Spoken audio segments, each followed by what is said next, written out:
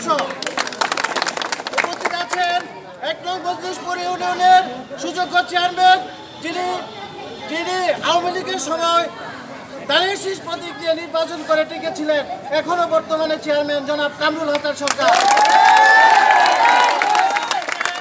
সবাইকে ধন্যবাদ জানাই। কেন্দ্র বিএনপির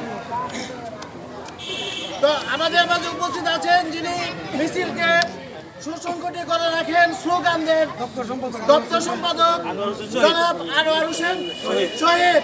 সবাইকে ধন্যবাদ জানাই আজকের এই মিছিলে যাওয়ার জন্য। আপনারা প্রস্তুতি দিয়ে এসেছিলেন। আজকের এই অনুষ্ঠানকে কেন্দ্র করে আপনারা যে সংগ্রাম করে এসেছেন, সকলকে ধন্যবাদ জানিয়ে খালেদা জিয়ার সুস্বাস্থ্য কামনা করে, তারেক রহমানের সুস্বাস্থ্য কামনা করে আমি আমার বক্তব্য শেষ করছি। খুদা হাফেজ। বাংলাদেশ জিন্দাবাদ।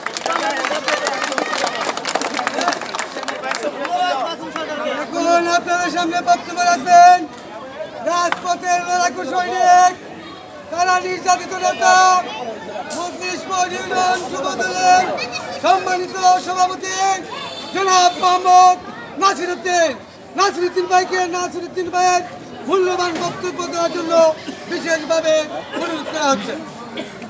বিসমিল্লাহির রহমানির রহিম। আজকে